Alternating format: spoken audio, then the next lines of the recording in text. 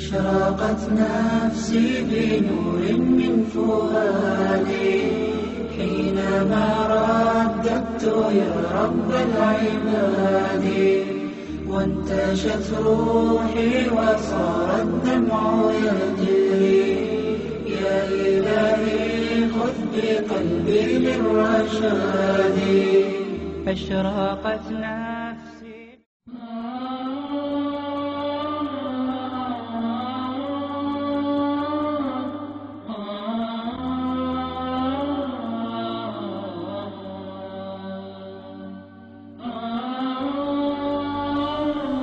সম্মানিত হাজিরিন, আলহামদুলিল্লাহ, আল্লাহ রাব্বুল আলামিনের নিয়ামত, তিনি আমাদেরকে দিন, দুনিয়া এবং আখিরাতের পরিষ্কার ধারণা দিয়ে, দিন ইসলাম দিয়ে আমাদের করণীয়, আমাদের জানা বোঝার জন্য যে জ্ঞান দান করেছেন ইসলামের মাধ্যমে, দুনিয়ার হাকিকত, মউতের হাকিকত, আখিরাতের হাকিকত বোঝার জন্য আমাদেরকে আল্লাহ তাআলা সাহায্য করেছেন।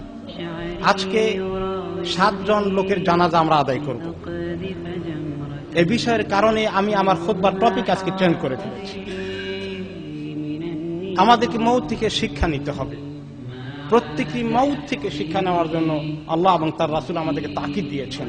তোমাদের সামনে কারো মউত হয়ে গেলে তুমি শিক্ষা গ্রহণ করো, তোমার কি করণীয় আছে।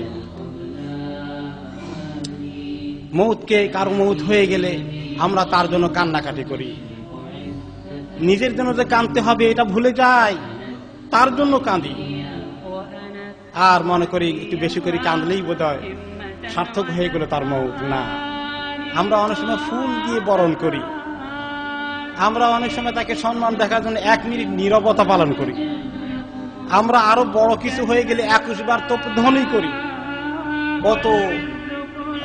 কত রকমের সাজগোজ, কত ফর্মালিটি, কত প্রোটোকল পর্যন্ত বড় বড় লোকদের থাকে। কিন্তু মৃত্যুর সময় তার কি অবস্থা হবে, তারপরে তার কবরে দিয়ে আসবে, সেখানে কি হবে, এরপরে আমার কি অবস্থা হবে, এগুলা চিন্তা করি না। 1 মিনিট নীরবতা নয়, 1 ঘন্টা নীরব হয়ে থাকলে তার 1 পয়সার ফায়দা হবে। 21 বার তোপধ্বনি নয়, 1 লক্ষ বার তোপধ্বনি দিলে তার কোনো উপকার হবে? তার প্রশংসার কীর্তন গাইলে কি লাভ হবে? তার কাছে আল্লাহ তাআলার জন্য দোয়া করতে হবে চোখের পানি ফেলে। আর নিজের জন্য এই সময় আমার আসতেছে, এই প্রতিটি মৃত্যু থেকে আমার জন্য শিক্ষা নিতে হবে। এইগুলো কি আমরা এভাবে নেব না? রাসূলুল্লাহ সাল্লাল্লাহু আলাইহি ওয়াসাল্লাম, এক সাহাবী বা একজন মারা গিয়েছিলেন, ওনার সময়ে এক মুসলিম মারা গেলেন। অনেক সাহাবীরা বললেন লোকটা খুব ভালো ছিল, এই করেছেন সেই করেছেন। তিনি জিজ্ঞেস করলেন, তোমাদের ভাইটা কি মৃত্যু সম্পর্কে সচেতন ছিল, মউতের পরে কি অবস্থা হবে এগুলো কোনো সময় আলোচনা করেছিল তোমাদের সাথে? সাহাবীরা বললেন, তা তো মনে পড়ে না। তখন তিনি বললেন, তাহলে তোমাদের ভাই ওইখানে নাই যেখানে থাকার আশা করেছ। মউতের কথা চিন্তা না করলে জান্নাতে সে নাই, অন্য জায়গায় আছে। তাহলে মউতের কথা আজকে আরেকজনের জন্য শুধু কাঁদবো, চোখের পানি ফেলা নয়, তার কথা বুলন্দ করে প্রকাশ করা শুধু নয়, আমার তার জন্য আল্লাহর কাছে যেমন দোয়া করা, আমার নিজের জন্য আল্লাহর কাছে সবার আগে দোয়া করা। এই জন্য জানাজা পড়তে গেলে বলি, আল্লাহুম্মা গফির লি হাইয়িনা ওয়া মাইয়িতিনা। আল্লাহ আগে আমাদের নিজেদেরকে মাফ করেন, আমার নিজের জন্য দরকার আগে, তার আগে, এরপরে মাইয়িতকে মাফ করেন। এখান থেকে শিক্ষা নিতে হবে। তো আল্লাহ তাআলা আমাদেরকে কোরআনে পাকে কথাগুলো স্মরণ করে দিয়েছেন। সূরা আল আম্বিয়ার 35 নম্বর আয়াতে আল্লাহ তাআলা বলেছেন, প্রত্যেকটি মানুষকে মৃত্যুর স্বাদ গ্রহণ করতে হবে। আর এই যে দুনিয়া সৃষ্টি করেছি, জীবন দিয়েছি, জানো কি, ভালো মন্দ, নেক এবং গুনার যে আমলের তরিকাগুলো এখানে আছে, এগুলো তোমাদের সামনে রেখে তোমাদেরকে দিয়ে আমি পরীক্ষা করিয়ে নিচ্ছি, ফিতনায় ফেলে দিয়ে তুমি কি নেকি অর্জনের রাস্তায় আছো না গুনাহ কামাই রাস্তায় তোমার দিন রাত গুজরান করছো।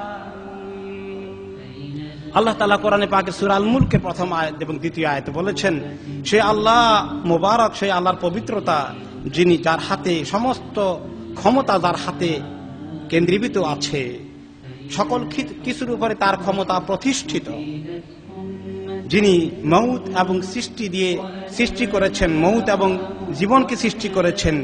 এই জন্য তোমাদেরকে তিনি পরীক্ষা করে দেখতে চান কার নেক আমল কত বেশি আছে। এটা পরীক্ষা করার জন্য, কার টাকা পয়সা কত বেশি, কার বাড়ি গাড়ি পরিমাণ বেশি, কার ক্ষমতার বল অনেক বেশি হয়ে গেছে চর্চা করে দেখো, এগুলোর জন্য নয়। কে বেশি নেক আমল করে আমার কাছে আসছে, এগুলোর জন্য। প্রত্যেকটি মানুষকে মৃত্যুর স্বাদ গ্রহণ করতে হবে।